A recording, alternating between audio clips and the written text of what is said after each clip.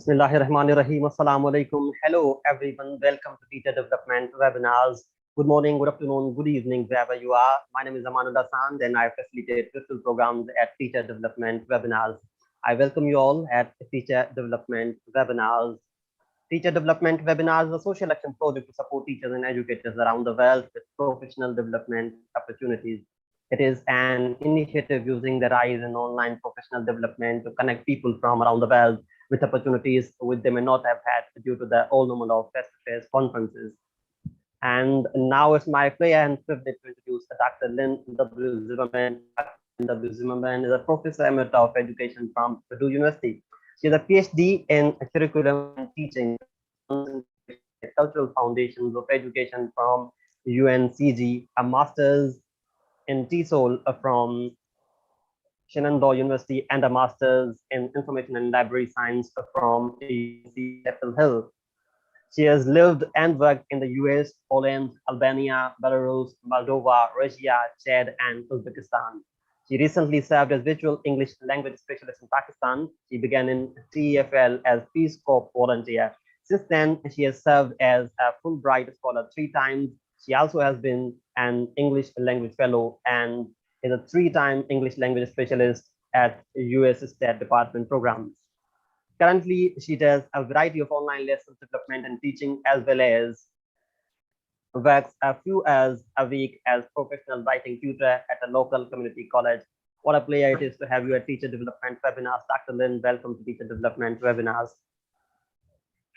Well, thank you for that nice introduction. I want to make sure I've got myself set up properly so that I can monitor the chat. And so if everyone will give me a moment I'm trying to use my iPad for the chat and my laptop for the presentation.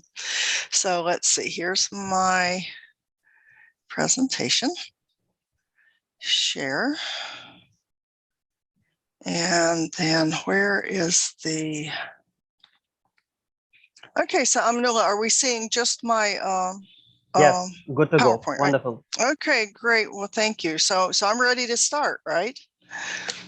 Okay, well, thank you everybody for coming. My name is Lynn Zimmerman, and what I'm talking about today is the fundamentals of writing for lower level learners. In other words, how do we teach writing to beginners?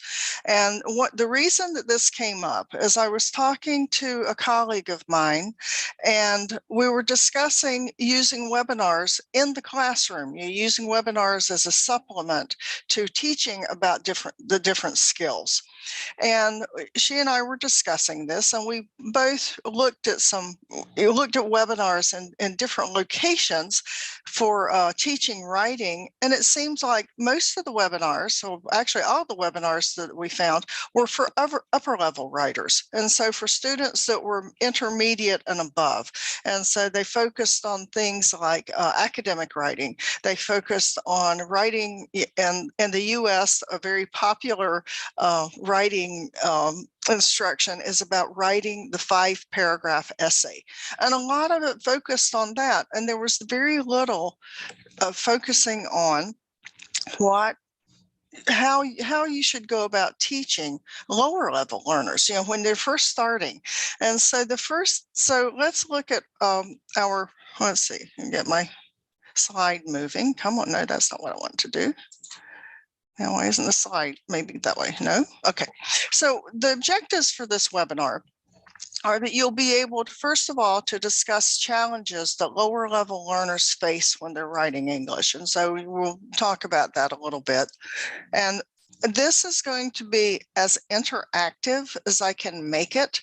And so there will be times that I'll be asking you to type something in the chat. And if we can manage it, I'll see if I can have a few of you speak, but we'll see how that goes.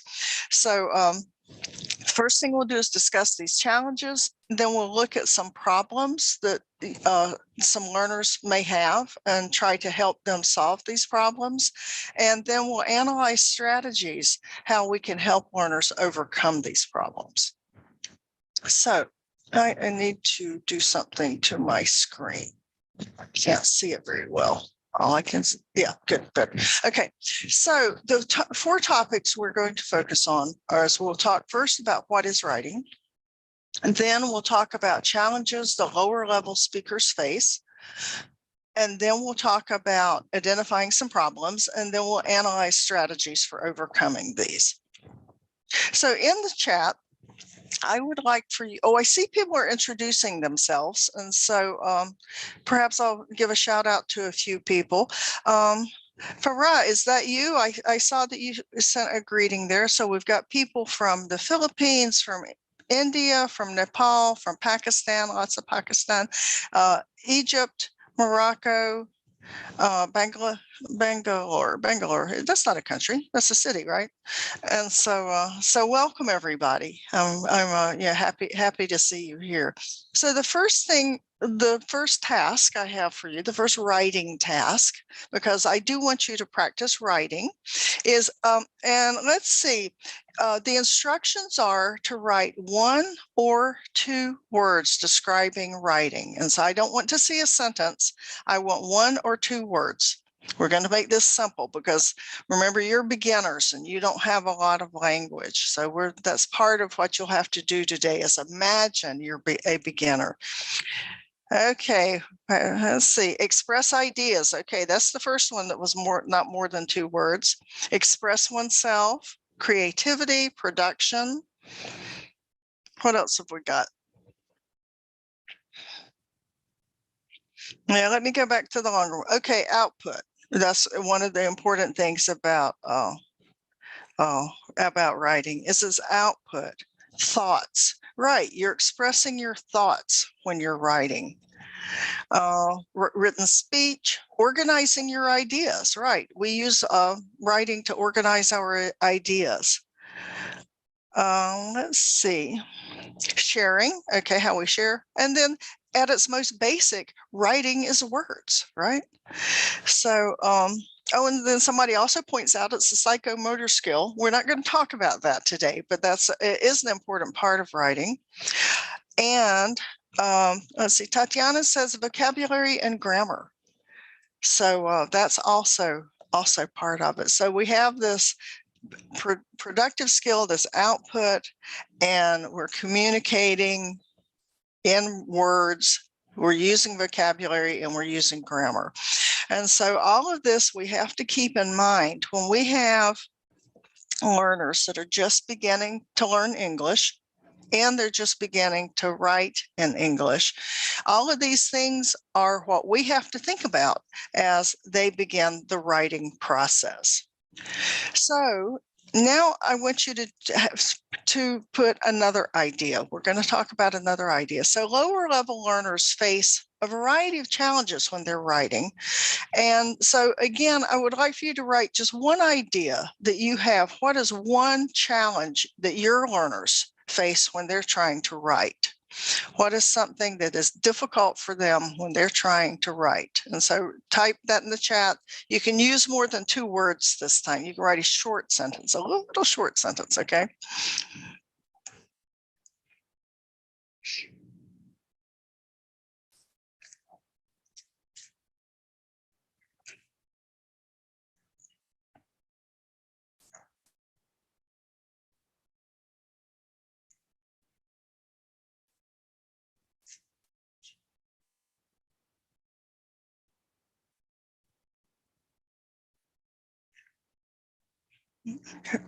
So I'll give you a few more seconds to type, and then we'll see what some of the things are. Okay, so a lot of people have put vocabulary that's a challenge. So that's right. In order for your students to write, they need to know what to write. And so of course, writing and vocabulary learning go hand in hand. And so they do have to, they have the vocabulary to express themselves. And if they don't have a very high level of vocabulary, they can't write very complex sentences. And so, we have to kind of keep that in mind as what can they do with vocabulary? And then somebody else mentioned language structure and grammar. And so that also comes into play. And actually, oftentimes when we're teaching writing more than we're teaching speaking, when teaching speaking, we often focus on accuracy more. And it's because of we want them to use the correct grammar. And so that's often how we teach grammar, is we teach it through writing it. And so teaching grammar, having some kind of a foundation in grammar is one of the issues. And then there are several here talking about structuring their ideas, coherence and cohesion and that type of thing. That really comes into play more in higher level writing. Your beginners, if they can put a sentence together that's structured well, they have done a good job. And so at this point, we don't worry as much about these issues, but they are part of the writing process, of course. And let's see, what else have we got? Punctuation. Yes, punctuation, like vocabulary and grammar, are things that have to be put into place as they're learning to write in English. And then somebody makes the comment that lack of reading can impact their writing too, and that's true too. And I'm going to talk about that connection a little bit, because in a few minutes, because reading shows you what the written word should look like. Reading shows you how the grammar is put together. Reading shows you the vocabulary, and so that is indeed a very good point. And then some of it is just not knowing not knowing how to express themselves. And sometimes that can be maybe a function of age. When you're working with younger learners, they don't always know how to get their ideas together. And so, but usually with older learners, you will often have a little bit more luck with that. And okay, so let's move on to the next part of this. So we're going, let me go back a minute. I don't want you to see this yet. So what I'm going to do is I'm going to show you some, we're going to do some activities. And when you look at these, I want you to think about what your learners would see.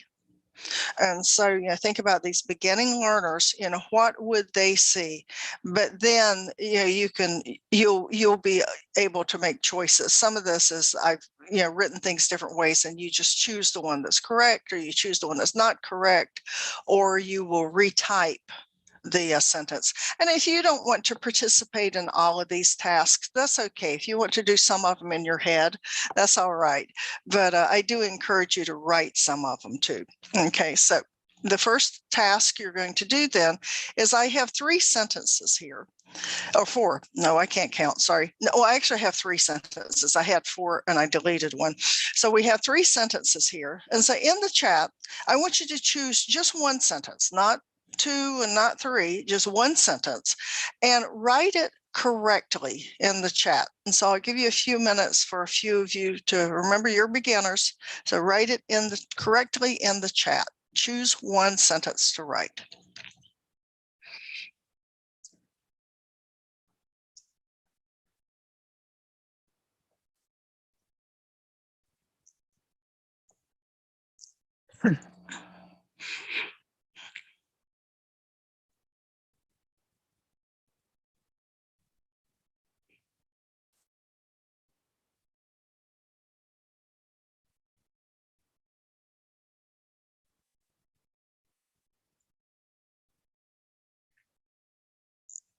Okay, so we've got several people chose the question.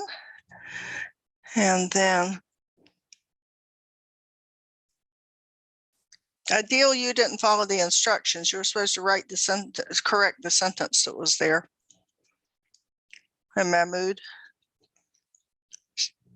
So beginners don't always understand the instructions. And so that's, one thing that's probably could be a whole nother webinar is giving instructions and giving clear instructions. Now, Amanullah, did you say that I could ask people to raise their hands so we can discuss some things?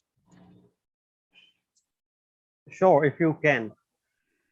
Okay, so I'm going to ask a couple of questions, and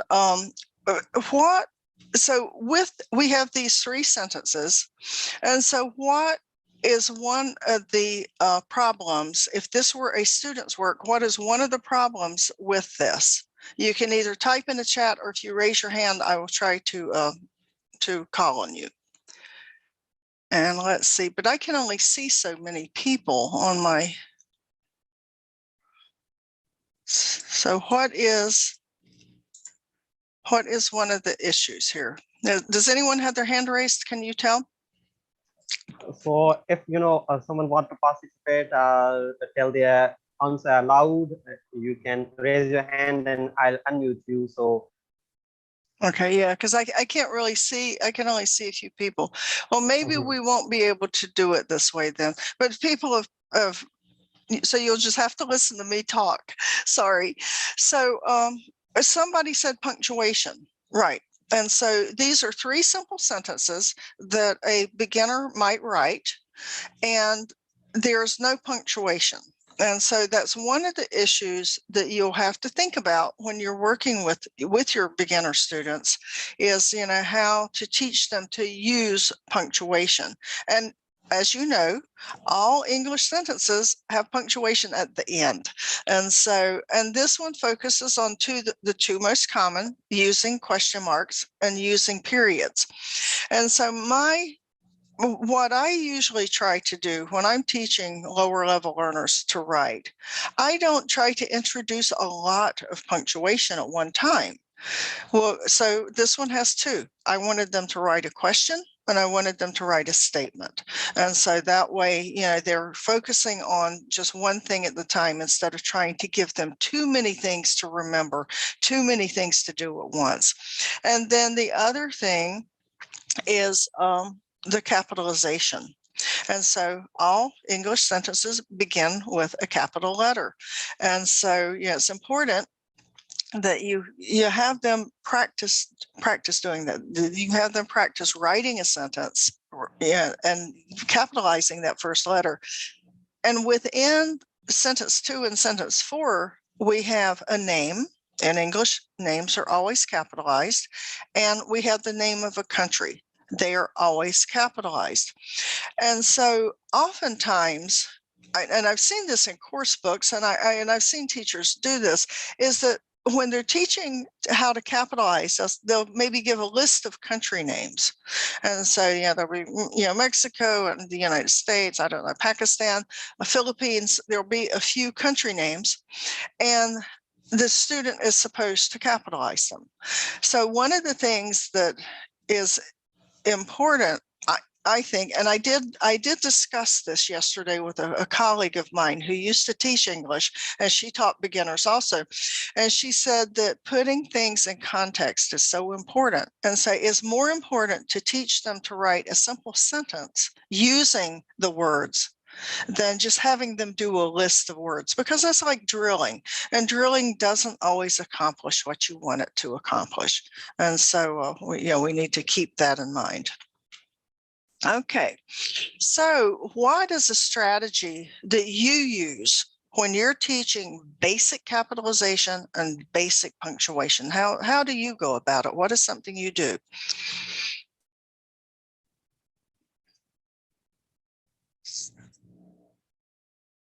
What do you do in the classroom? How do you teach it?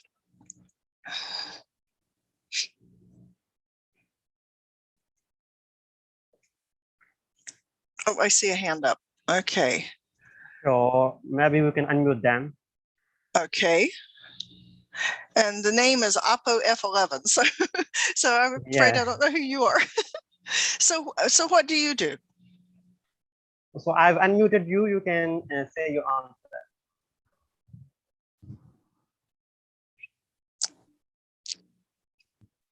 Hello, who is Oppo F11? I'm ready to say something about the capitalization and punctuation. Okay.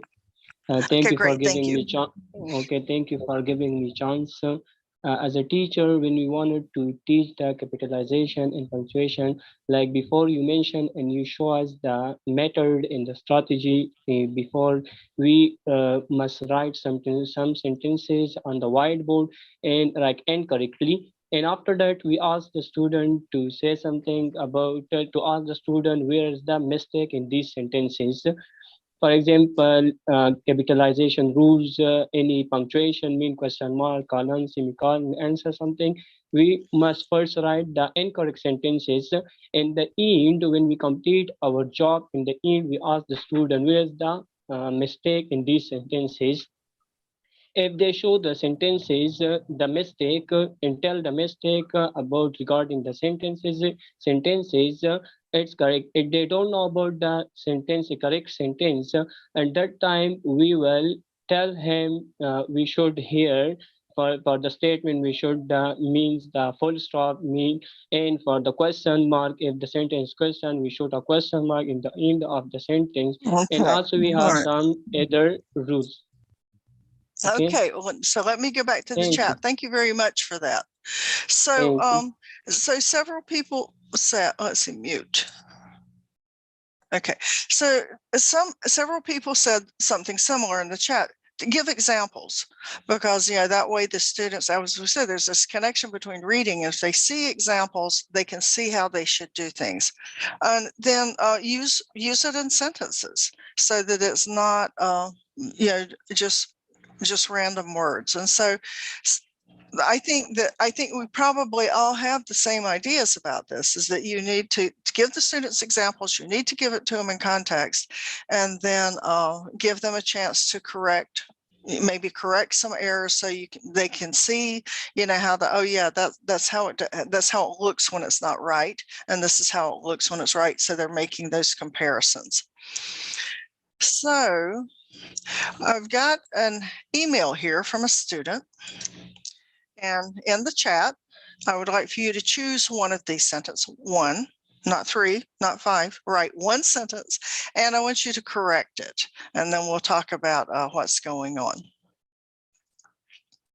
And so just type one correctly in the chat box.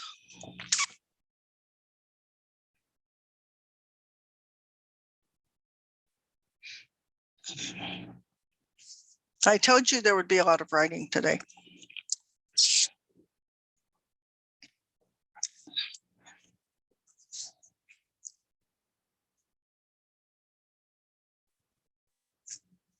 But I did it because I felt like it would help you to kind of see what your students are going through. Okay, I can't tell. Is anybody typing? All right, typing correct sentences here. I don't see any.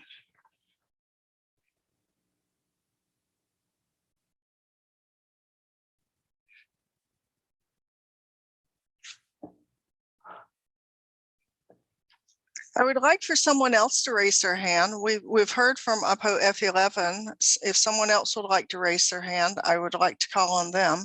Thank you for volunteering, but I'm trying to get more people to interact. So does someone else like to raise their hand and talk about this?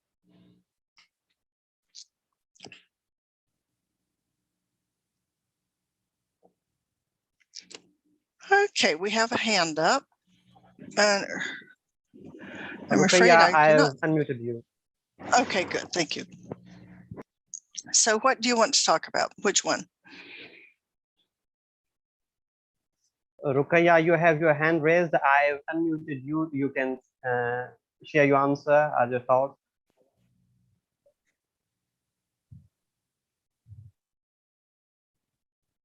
Yes, you're unmuted. You can share your answer now. Yes, there are many grammar mistakes here, and definitely the capitalization, the uppercase is missing in almost all the sentences. The very first letter or the word of each sentence is in lowercase. It should be with the capitalization. And I once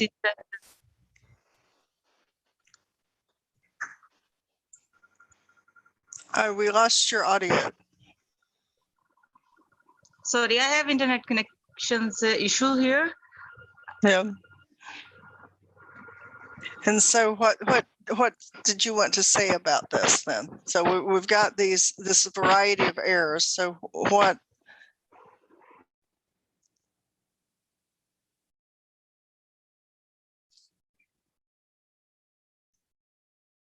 Okay, we can't hear you.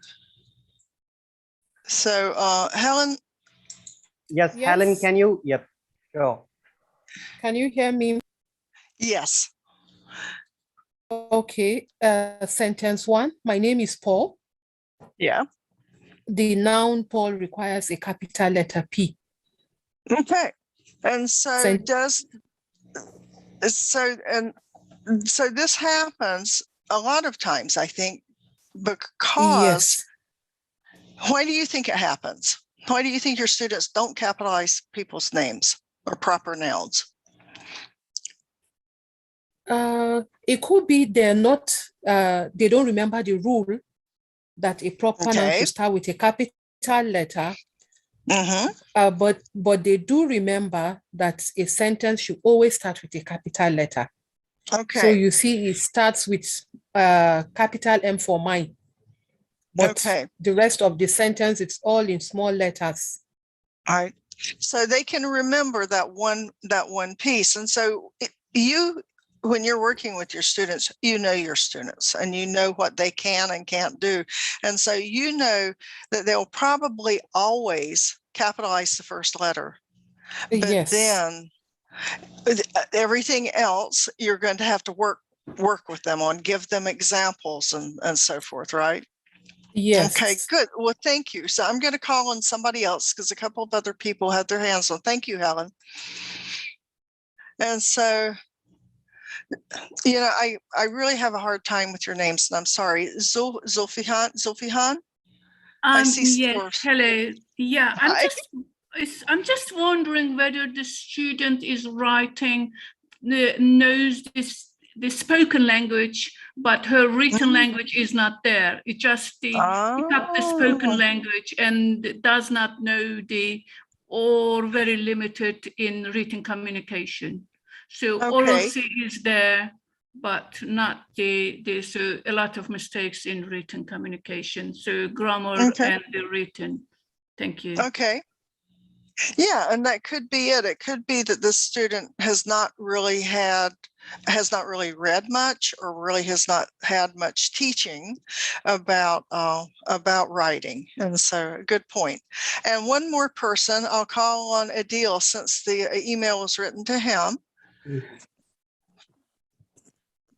Yeah. So what do you want to say?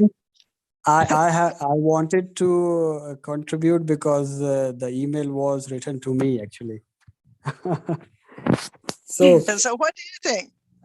I mean, it's obvious that the writer is not as efficient in writing. I mean, he's a novice, I think, and he's a beginner. He's at beginner level. So there are few mistakes that those mistakes are obvious. But I wanted to mention that students might forget sometimes when they can put on the capital letter, like if it's starting in the sentence, but in between the sentence, if it's using some of the name or place of the city or country, they might forget using the capital letter in that. Okay. And so how are you going to help them learn to remember? How are you going to help them remember? I've got some so I'm going to mute you because I'm going to look at what's in the chat. So some people were saying that, reinforce what they need to do in simple sentences, and then have them identify examples in their text and stories, or in their texts. Just have them actually, look at a story and maybe as a class, work on it together. How does the sentence begin? How does the sentence end? What kind of letter do you use with Mexico, for example? Then somebody suggested, Helen suggested using sentences to teach one punctuation at the time, so that you're not, overloading them. You're giving them just, one thing to work on at a time. And you can even think about that when you're assessing what they're doing. If you taught periods, or full stops, as I think a lot of you call them, if you teach periods, then that's what you should grade them on when you're looking for their accuracy. Then if they know how to do periods and you teach question marks, then you can grade them on both. But think about how you're grading them too.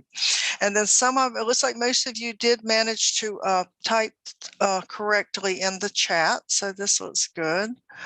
And and then Hamid makes an interesting point about the cultural context of names. And so, that's also part of teaching language, is you have to think about, what's the culture like, because that's a piece of it. And so we'll move on. And so these are, there's an interesting comment on YouTube. Oh.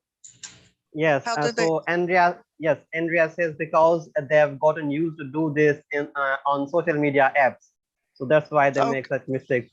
That's part of it too. And if we look at like this example, the I not being capitalized, American students do that too. And so, when I'm teaching, I have to tell them that when you're texting, that's fine.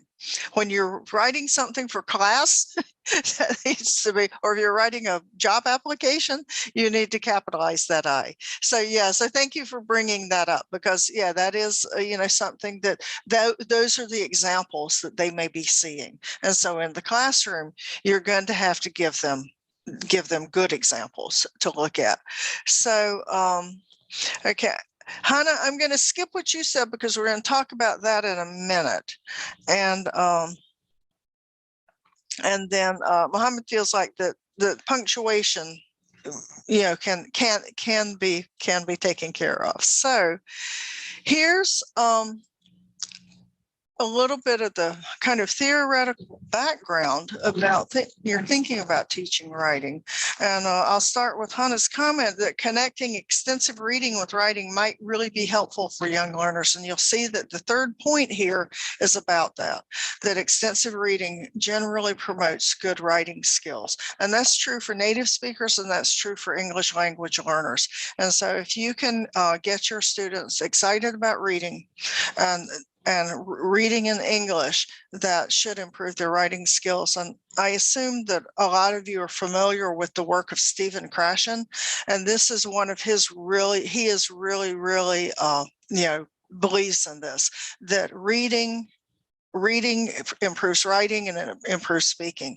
And that by extensive reading means giving students things to read they want to read, because if you think of extensive reading as being, I'm going to assign you a 500-page book, that's not going to work. But if you let them choose their own reading, they will read more extensively and it'll promote good writing skills.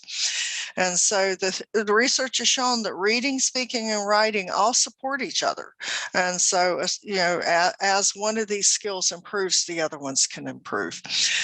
Reading, speaking, and writing use some of the same cognitive skills. And so that's part of the reason why this is so important, that you don't really teach things in isolation. The context becomes key with this, is that, you read something, you talk about it, and you write about it, so that you're integrating all of this and giving the students tapping into all those cognitive skills. And so let me see a few things in the chat. So we did, I really hate trying to say your name because I'm afraid I'll say it so wrong, but I will try it. Rakea. In my observation, students familiar with grammar also do the same mistake. And so and so they don't bother to, they just don't bother to do it right. And then, okay, and so Hannah knows quite a bit about the impact of extensive reading, because that's what she did her master's thesis on. So so and then the final point that the research that I looked at says is that direct teaching of writing improves reading fluency and it improves reading comprehension. And so there's, there's a backward and a forward, kind of a backward and a forward impact that, reading improves writing, but writing can also improve reading because they're starting to kind of get more of a feel for how reading is put together. And so as you're thinking about working with your lower level students, your beginning students, think about how you can integrate the skills and not teach them in isolation, so that they're pulling all of this together. Okay, so the next thing we want to look at then is, so we start out, okay, and somebody says, sometimes we have to discuss the ideas before asking them to produce and writing a model, right? And so you don't just want to say, okay, write. You want to give them some idea of what to write about. And I said, especially with younger learners, I guess of all learners, but younger learners in particular that are beginners, they may really not know what to write about. So, write about your pet or write about your favorite toy, those kinds of things, something to get them going. And writing a model, again, that gives them something to read. And it gives them something to look at. It gives them an example. And so all of the things that you guys have mentioned in the, as we've gone through this. So we looked at some sentences. And so one of the things, and then on the previous slide, it mentioned that some of the research says that direct teaching of writing is important. So, even with writing, you sometimes need to do sort of an inductive approach. You give them a model, you give them some examples, and they practice. But then with other times, you may need to directly teach them. You need to use more of a deductive approach for how you teach them about writing. And so I put 3 examples up here of word order, because word order, of course, is one of the issues with writing. It's not just capitalization, it's not just punctuation, but the words have to be in order because English follows a fairly strict word order. And so, and in writing, that's part of the grammar. That's part of the writing process, is getting those sentences in order. And as everyone who has responded so far has put, B, of course, is the correct word order. You have a subject, you have a verb, you have some kind of an object, and then you have ending punctuation.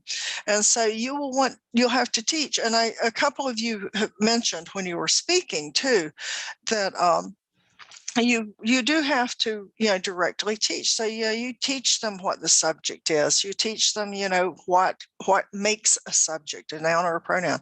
The subject is who or what does something, and then you teach them.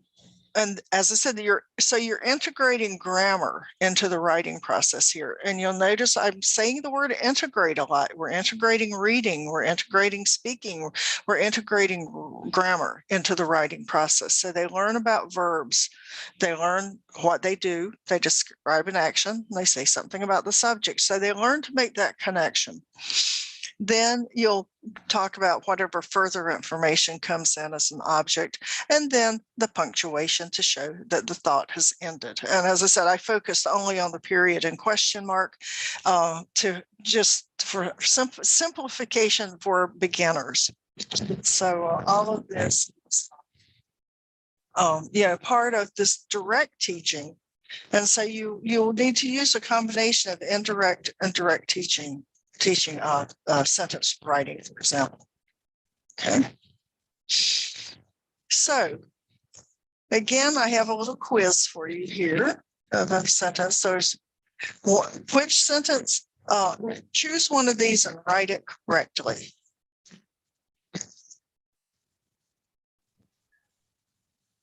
So I think there's some problem with your voice now. It's echoing. So have you turned that sound for this on? You write it. Do what? So I feel there's an echo in your voice. There are 2 voices coming. Oh, I haven't changed anything. Okay. That's good. And there shouldn't be, I didn't change the audio. I muted the audio on my iPad. So let's see. Maybe it's the connection. Get the chat back up. I lost my chat. Okay. So is it hard? Is it? No, it's good. It's good now. Yeah. Okay. Okay. Maybe it was just like. So it looks like most people chose the sentence to redo. My name is Ramon. So to do the first sentence. And so this is one strategy. This is one activity. Okay. And then a couple of people chose, I live in Madrid. Where do you live? And so this is one strategy that you can use to teach sentence order, is have the sentence, have the students, give them like a scrambled sentence on the paper, and then they have to rewrite it. And so notice I said in this case, they will rewrite it.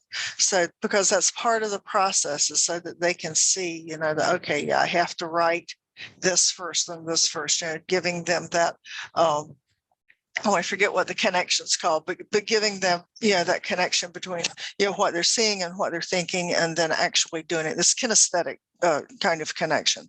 And so this is one way that you can, have them practice sentence order, is having them, do this. Another activity that I like to do is, and so here are the corrected sentences. We don't need to see that. What are some strategies that you use? And then I'll show you a strategy that I like.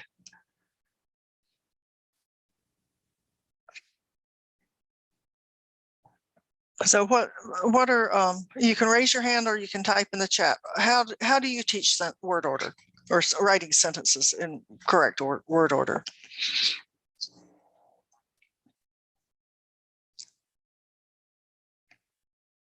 Would anybody like to speak? You can raise your hand and we will.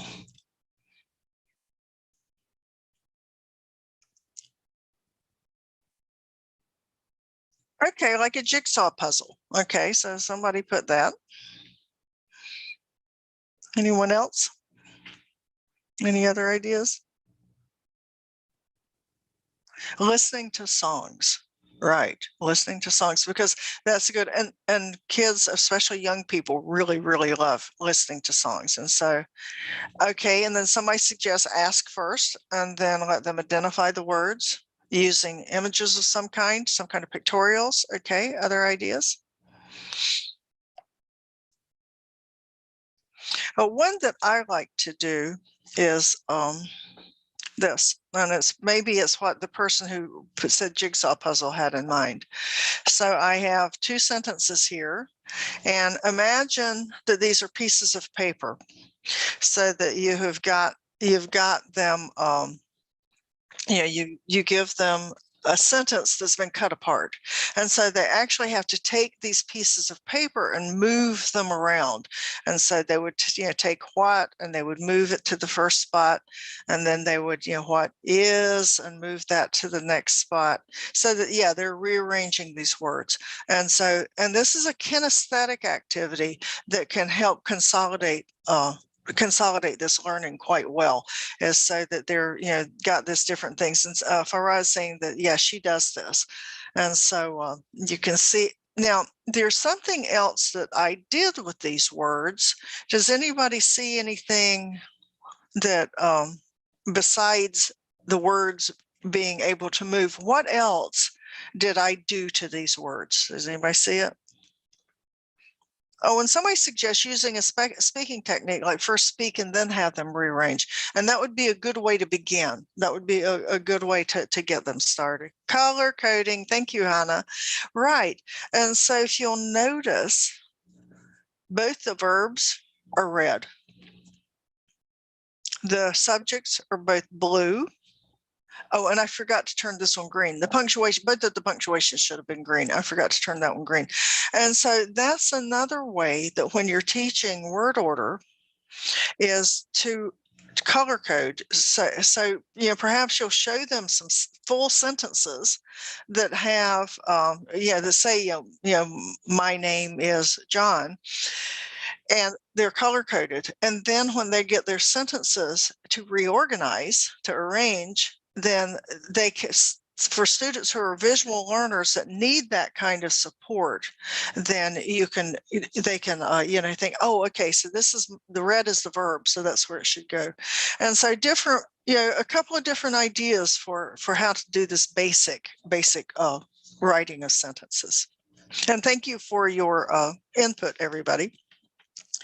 So the final thing we're going to talk about, it looks like we're doing well for time. The final thing we'll talk about is paragraph organization. So you've got your beginners. They've started writing simple sentences. You've got the punctuation kind of, identified. You have talked about capitalization. And now you need to start thinking about teaching them to write in paragraphs. And so beginners can do this. I realized after I wrote these sentences that they're probably a little bit above the average beginner, but beginners can write paragraphs, but you need to just think, very carefully about, what you want them to write. And so if you will, in the chat box, what order should this paragraph be in? What is, which should be first, which should be second? So you can just put the numbers there in order in the chat.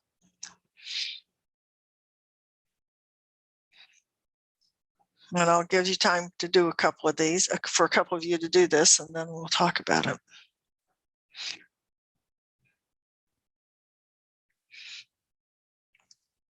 Anybody else?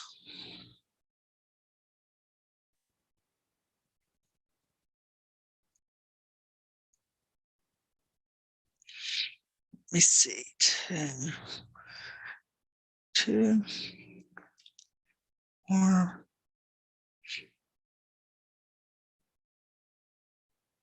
Okay, so it looks like everybody chose number 2 as the first sentence. And so why? Would somebody raise their hand and tell us why you chose number 2 as the first sentence?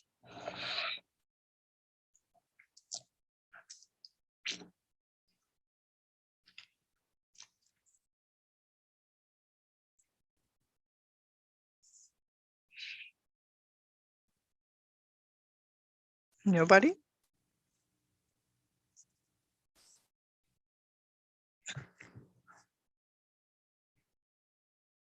Okay, so I will talk. So Beijing is the capital of China. And so when we look at the other sentence, Tatiana, thank you for volunteering. Okay, Tatiana, tell us. Good morning, everyone. Well, I think because it is my general idea, is the idea that I'm going to write about in my paragraph. So that's the reason I chose this sentence first. Right. And so that's, when you're teaching students and even beginners about the paragraph, that first sentence is to tell the reader what they're going to read about. And so, that's important. And so this one, and I think, I tried to make this as clear as possible. That's obviously the topic sentence, right? So what would you put next? What do you think would be a good second sentence? Tatiana, which sentence would you put second? Because we had a couple of different things in the chat. Some people said that 1 should be next, and some said that 4 would be next. And so it could really be either one, but they are definitely tied together, right? Because it's a large city. Beijing is a large city, and many people live there, and so it could go either way. And then the final, the Forbidden City sentence is obviously kind of the last one because it's describing something specific. So the order I put them in was Beijing is the capital of China. It's a large city. Many people live there. The Forbidden City is a famous museum. But as I said, that second and third one could have been different. And so as you're guiding your students with sentence writing, you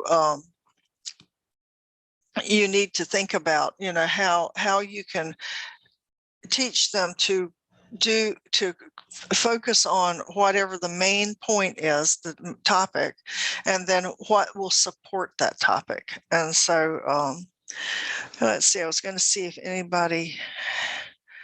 Okay, and then one idea in the chat is the way the paragraph is organized. It goes from a general and then narrowing it with these supporting sentences. Okay, so supporting the main idea. All right, so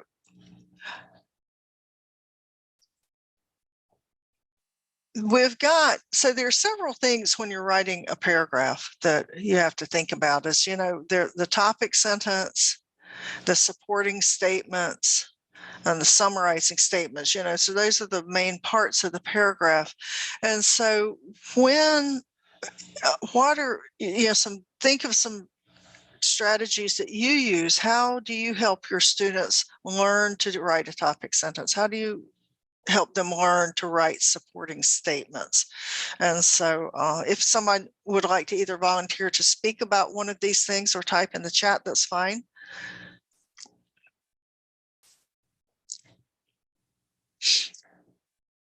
How would you suggest a solution to your students? How can you write good supporting statements? How can you put a paragraph together?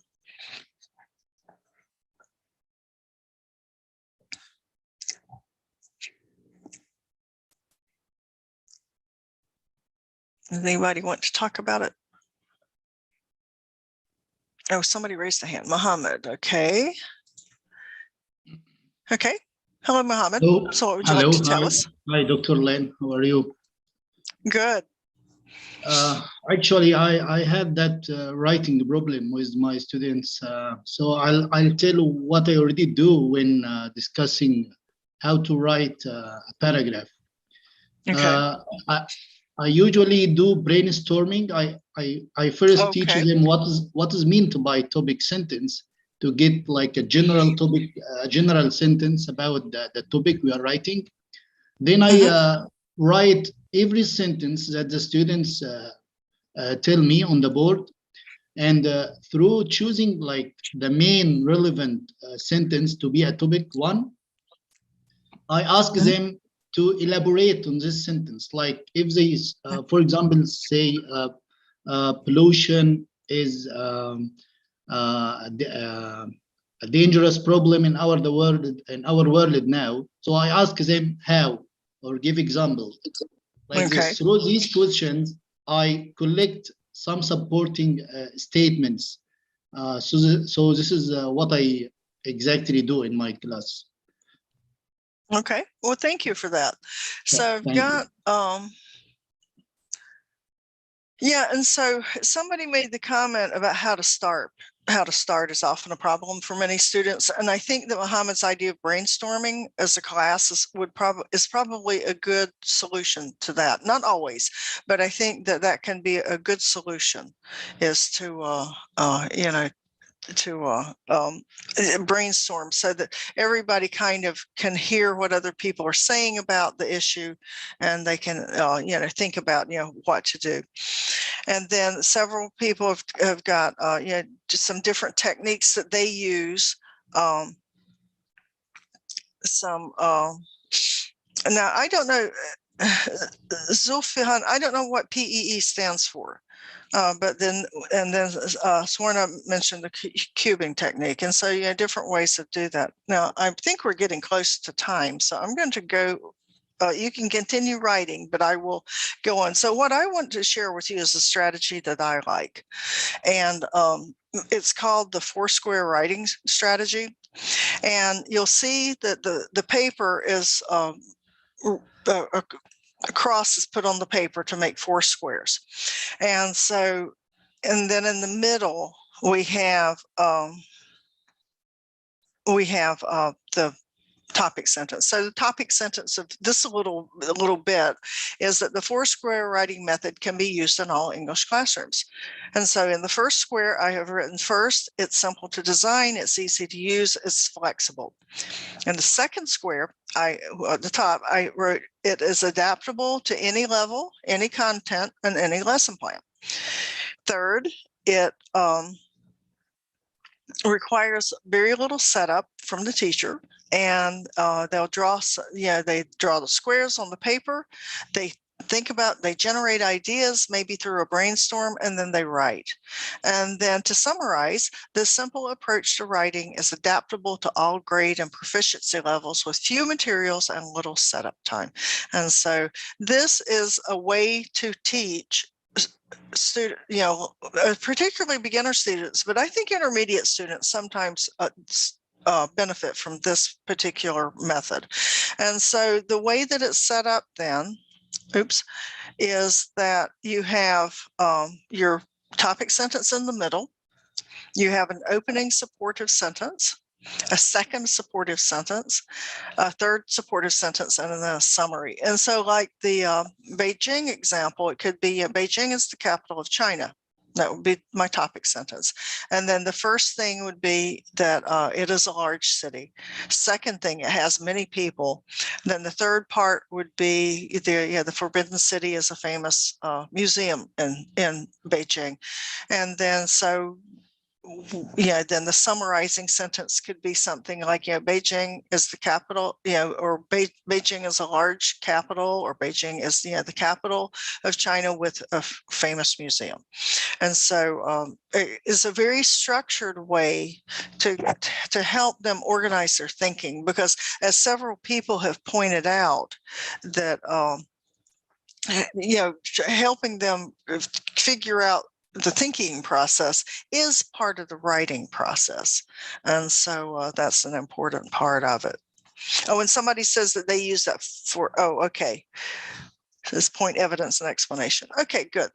So we have an example here, and you can think about how you would do this. So you're working with beginners and you want them to write about their daily routine. Oftentimes we have them do this as a list, right? We'll have, I wake up, whatever, but you can use this to help them write a paragraph about it, which would, make it, a little bit more of an academic exercise, I guess. And so you could start them with a sentence starter. This is often helpful with the beginner students, is give them a sentence starter. So you've sort of brainstormed what you're going to talk about. You've maybe somebody suggested introducing useful words. And so you've maybe reviewed the vocabulary. And so then you start them off, and then they write every day and they can write, every day I wake up at 6 o'clock. First, I brush my teeth. Then I wash my face, or, whatever. Later, I eat breakfast. And so in summary, I get up at 6 o'clock and I brush my teeth, I wash my face, and I eat breakfast. And so a very simple way of giving them a visual way of doing the doing a paragraph, of putting a paragraph together. And this can be, I chose something simple because we're talking about working with beginners. But if you have higher level students who also need help organizing their ideas, you can use this too. You just make the prompt more complex, and it would be something, more than sequencing. So, but anyway, so that's one idea. Okay, so to sum up, challenges that lower level learners face are capitalization and punctuation, word order, and paragraph writing. And so those are, the three things that you have to work with them on. And there are connections between reading and writing. And so that you think of strategies that you can use to help make these connections. Okay, so questions. So Amanullah, are you going to field the questions, or? Sure. Thank you very much, Dr. Lynn Zimmerman. It was a wonderful session, and especially at the need of time, we felt that there's a gap for resources, especially for lower level students. And so, it has been a great addition into teacher development webinars and a great resource. So now the floor is open for questions and answers. If you have any questions, please put them in the chat box. And yes, I'll take your questions to Dr. Lynn. I'll see if I can answer them. See, so your session. Somebody was asking for suggestion of writing books. I don't have any. on the top of my head, but I can send you some suggestions later, Amanullah, that you could post somewhere. Because I often use the course book, or sometimes let's see if I can find the one I'm looking for. I always have my grammar text right here. That's what I'm reaching for. Or I use something like a grammar text that includes writing activities as they're learning the grammar. And so, yeah, something like that is useful. But as far as a specific book off the top of my head, I can't think of one, but I will, I can look and see if I can find something. So I have this question from Glenda from Ecuador, and she says, which will be the strategies for lower level EFL learners to start in the writing practices? Say the first part again. You faded out. Yes. So she said, which will be the strategies for lower level EFL learners to start in writing practices?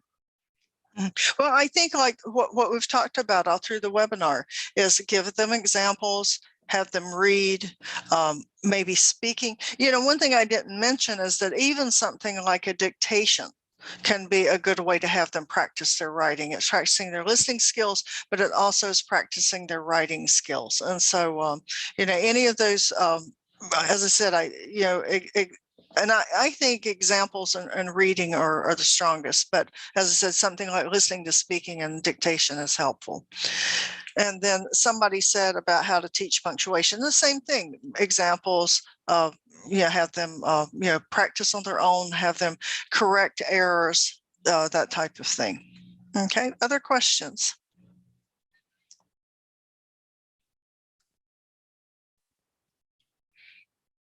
Okay, so.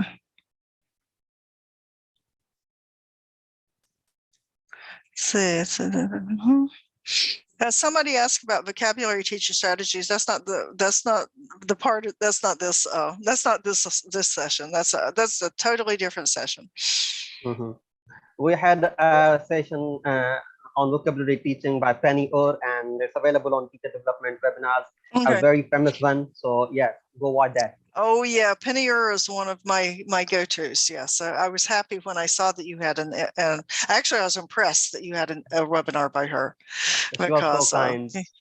Because she is quite. I met her in Israel a few years ago, and that was very exciting to meet her and talk to her. I tried not to be too silly, and somebody had asked. Oh, I don't see the question. I don't remember. But really, if you can think, with any of these things, if you have access to Google, you can Google a lot of this. I mean, that's how I find my information, not how I used to in the old days, but that's how I find a lot of my information. I said writing skills for beginners.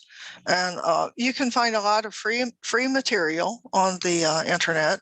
And then, as I said, if you use a course book, look and see how they handle and think a little bit more broadly. I think instead of thinking about just writing, thinking about teaching grammar and how you incorporate writing into that, or teaching speaking and how you incorporate it.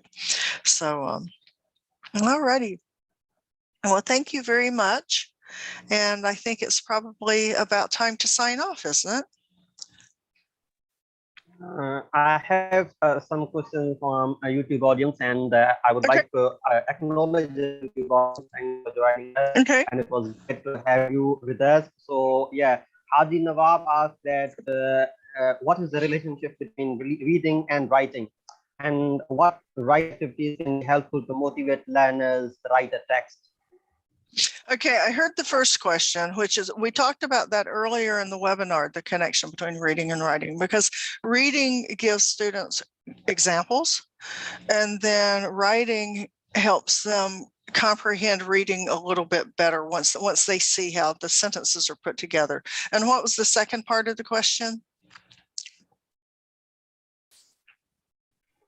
The second part was that what writing activities can be helpful to motivate learners to write a text?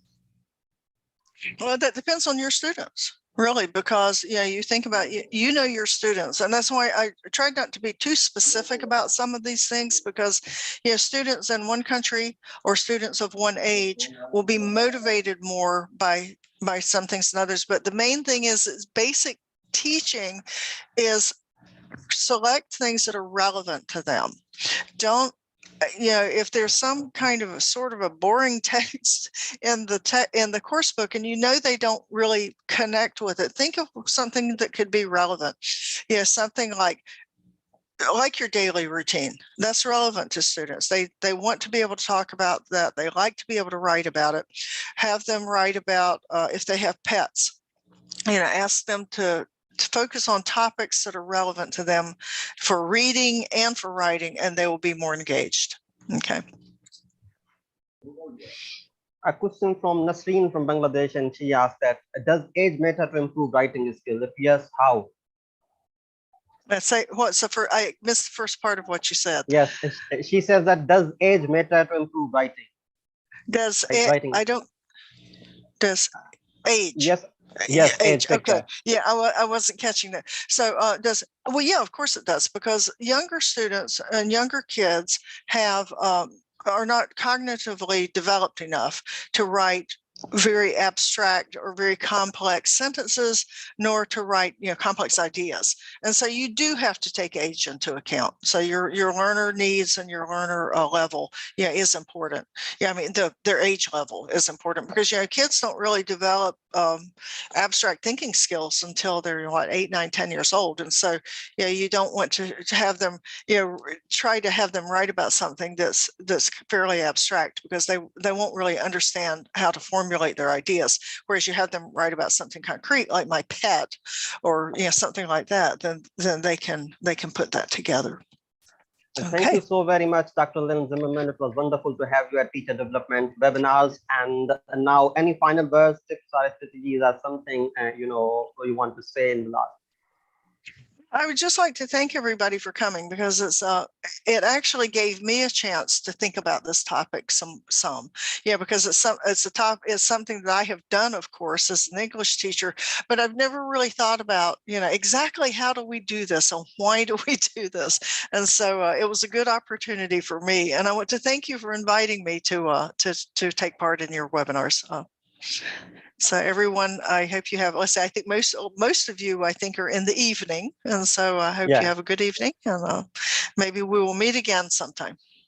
Sure. Thanks very much again. So for those who are interested in catching the recording for this webinar, the recording will be available on our Teacher Development Webinars YouTube channel. Please feel free to subscribe and share to your colleagues. And we are available on all our social media channels. Our Twitter handle is @TD-Webinars. Please share your takeaways from this session using #TDWebinars on Twitter and other various social media platforms. And for our next webinar, so we'll be posting all the details on social media. So so don't forget to check out our Facebook page and Facebook group. So thanks very much again. Have a good evening, good day. Thanks very much. Bye-bye. Thank you. Bye-bye.